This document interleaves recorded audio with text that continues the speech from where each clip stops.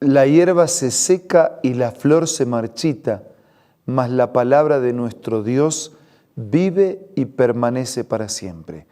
Confiados en esta declaración, necesitados pero esperanzados, nos encontramos todos los días buscando ser reavivados por la palabra del Señor. Hoy nos detenemos en el capítulo 21 de Hechos de los Apóstoles y lo hacemos con un espíritu de oración.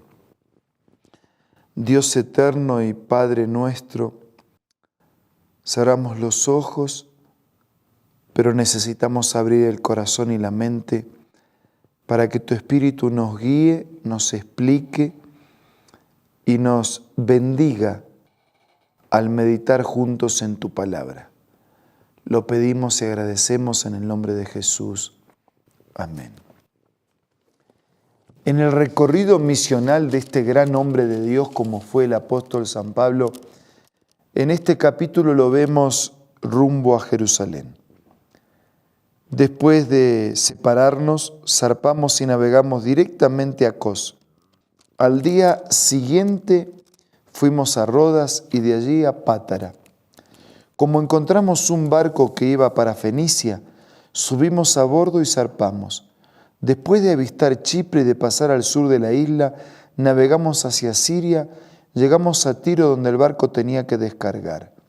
Y allí encontramos a los discípulos y nos quedamos con ellos 7 días. Por medio del Espíritu exhortaron a Pablo a que no subiera a Jerusalén. Pero al cabo de algunos días partimos y continuamos nuestro viaje. Todos los discípulos, incluso las mujeres y los niños, nos acompañaron hasta las afueras de la ciudad y allí en la playa nos arrodillamos y oramos. Y después de despedirnos, subimos a bordo y ellos regresaron a sus hogares. Nosotros continuamos nuestro viaje en barco desde Tiro, arribamos a Tolemaida, donde saludamos a los hermanos y nos quedamos con ellos un día. Vemos cómo el registro sagrado nos va contando los detalles. Lucas, el médico, el escritor de este libro que hizo una investigación, es preciso en los detalles mencionando los lugares, las regiones, los hechos acontecidos en algunos de esos lugares. Y si bien es cierto, no cuenta todo lo que pasó, también es cierto que sistematiza mucho de estos hechos que reflejan la unidad, el trabajo en equipo, el amor de la iglesia y el espíritu de oración. Versículo 8. Al día siguiente salimos, llegamos a Cesarea y nos hospedamos en la casa de Felipe, el evangelista, que era uno de los 7. Este tenía 4 hijas solteras que profetizaban. Llevábamos allí varios días cuando bajó un profeta de Judea llamado Ágabo. Este vino a vernos y tomando el cinturón de Pablo, se ató con él de pies y manos y dijo: así dice el Espíritu Santo, de esta manera atarán los judíos de Jerusalén al dueño de este cinturón y los entregarán en manos de los gentiles. Al oír esto, nosotros y los de aquel lugar le rogamos a Pablo que no subiera a Jerusalén. Ya se lo había dicho la iglesia, ahora se lo repiten. Son amigos que querían persuadir a Pablo que no se vaya a Jerusalén.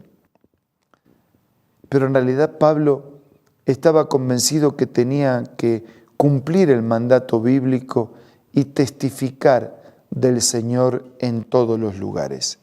Al oír esto, nosotros y los de aquel lugar le rogamos a Pablo que no subiera. Versículo 13. ¿Por qué lloran? Me parte el alma, respondió Pablo. Por el nombre del Señor Jesús estoy dispuesto no solo a ser atado, sino también a morir en Jerusalén. La convicción de Pablo era extremadamente definida. No solo estoy dispuesto a que me aten, estoy dispuesto a morir por el Señor si fuera necesario en Jerusalén. Como no se dejaba convencer, desistimos exclamando: que se haga la voluntad del Señor. Después de esto, acabamos los preparativos y subimos a Jerusalén. Algunos de los discípulos de Cesarea nos acompañaron y nos llevaron a la casa de Mnasón, donde íbamos a alojarnos. Este era de Chipre y uno de los primeros discípulos. Y ahora el capítulo cuenta la llegada de Pablo a Jerusalén. Y lo hace de esta manera. Cuando llegamos a Jerusalén, los creyentes nos recibieron calurosamente.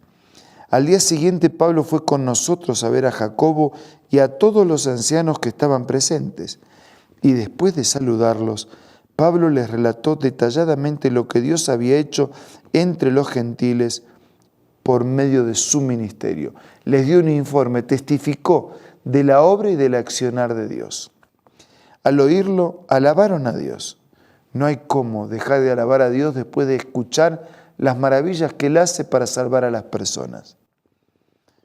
Y le dijeron a Pablo: ya ves, hermano, cuántos miles de judíos han creído, y todos ellos siguen aferrados a la ley. Ahora bien, han oído decir que tú enseñas que se aparten de Moisés todos los judíos que viven entre los gentiles. Les recomiendas que no circunciden a sus hijos ni vivan según nuestras costumbres. Eso es lo que le cuestionan a Pablo. De paso, hablaba de miles de judíos que han creído. Así crecía la iglesia, por miles, bajo la influencia del Espíritu Santo. Versículo 22. ¿Qué vamos a hacer? Sin duda se van a enterar de que has llegado. Por eso será mejor que sigas nuestro consejo. Hay aquí entre nosotros 4 hombres que tienen que cumplir un voto. Llévatelos, toma parte en sus ritos de la purificación, paga los gastos que corresponden al voto de rasurarse la cabeza. Y así todos sabrán que no son ciertos esos informes acerca de ti, sino que tú también vives en obediencia a la ley. En cuanto a los creyentes gentiles, ya les hemos comunicado por escrito nuestra decisión de que se abstengan de lo sacrificado a los ídolos, de sangre, de la carne de animales estrangulados y de la inmoralidad sexual.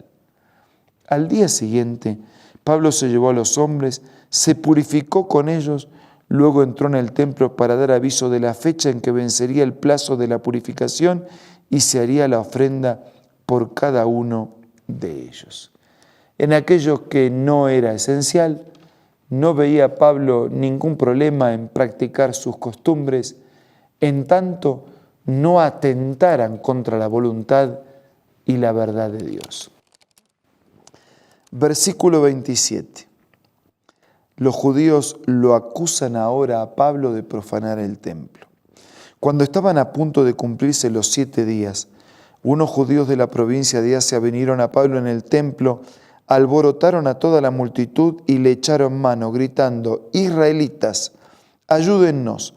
Este es el individuo que anda por todas partes enseñando a todas las gentes contra nuestro pueblo, nuestra ley y este lugar. Además, hasta ha metido a unos griegos en el templo y ha profanado el lugar santo. Ya antes habían visto en la ciudad a Trófimo, el efesio, en compañía de Pablo, y suponían que Pablo lo había metido en el templo. Ellos creían que no podían extranjeros entrar al templo y lo acusaban a Pablo, que todo lo que estaba haciendo era extender el evangelio hasta lo último de la tierra. Toda la ciudad se alborotó. La gente se precipitó en masa, agarró a Pablo, lo sacó del templo a rastras e inmediatamente se cerraron las puertas. Estaban por matarlo cuando se le informó al comandante del batallón romano que toda la ciudad de Jerusalén estaba amotinada. Enseguida tomó algunos centuriones, bajó corriendo y al ver al comandante y a sus soldados, los amotinados dejaron de golpear a Pablo. El comandante se abrió paso, lo arrestó, ordenó que lo sujetaran con cadenas y de alguna manera lo salvaron. Cuando Pablo, versículo 35, llegó a las gradas, los soldados tuvieron que llevárselo en vilo debido a la violencia de la turba. El pueblo en masa iba gritando: que lo maten, que lo maten. Cuando los soldados estaban a punto de meterlo en el cuartel, Pablo le preguntó al comandante: ¿Me permite decirle algo? ¿Hablas griego?, replicó el comandante. ¿No eres el egipcio que hace algún tiempo provocó una rebelión y llevó al desierto a 4.000 guerrilleros? No, yo soy judío, natural de Tarso, una ciudad muy importante de Cilicia, le respondió Pablo. Por favor, permíteme hablar al pueblo. Y con el permiso del comandante, Pablo se puso de pie en las gradas, hizo una señal con la mano a la multitud y cuando todos guardaban silencio, les dijo en arameo lo que veremos en el capítulo de mañana. Sin embargo, resumiendo el capítulo de hoy, tengo que decir que Pablo tenía un propósito y un proyecto de vida. Llegar a Jerusalén y llegar hasta lo último de la tierra con el mensaje de salvación. Con la misma fuerza con que perseguía y mataba, ahora predicaba para salvar. ¿Cuál es nuestra convicción frente a la palabra y a la verdad de Dios? ¿Cuán firmes, cuán seguros, cuán comprometidos estamos? Quiera Dios concedernos su espíritu para ser valientes, para ser fieles, para ser misioneros. Vamos a orar.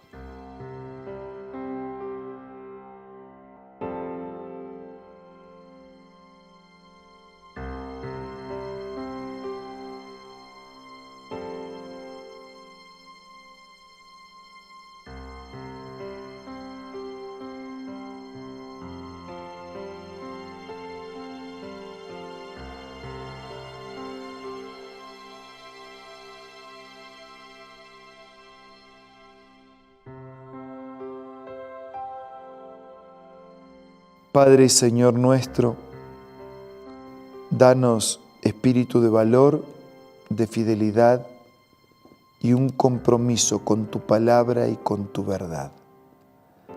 Bendícenos y que la dedicación de aquellos cristianos sea una motivación y una inspiración para que también nosotros te ofrezcamos una vida que te ame, una vida que obedezca a tu palabra, una vida que cumpla un propósito, que lleve adelante la misión, que transmita una esperanza.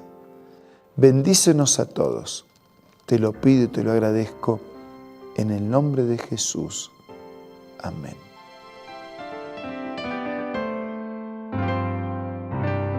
La Biblia, la palabra de Dios, es una carta donde nuestro Creador expresa su amor hacia la humanidad. Es una recopilación de textos que en un principio eran documentos separados, escritos por varias personas, todas ellas inspiradas por Dios.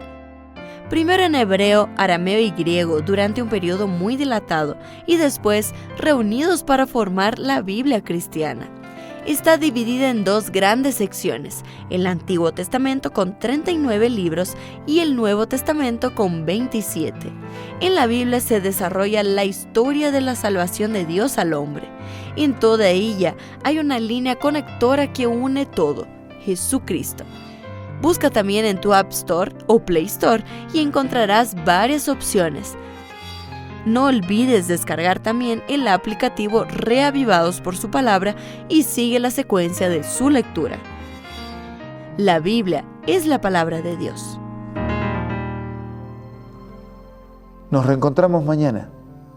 Un abrazo y hasta mañana, si Dios quiere.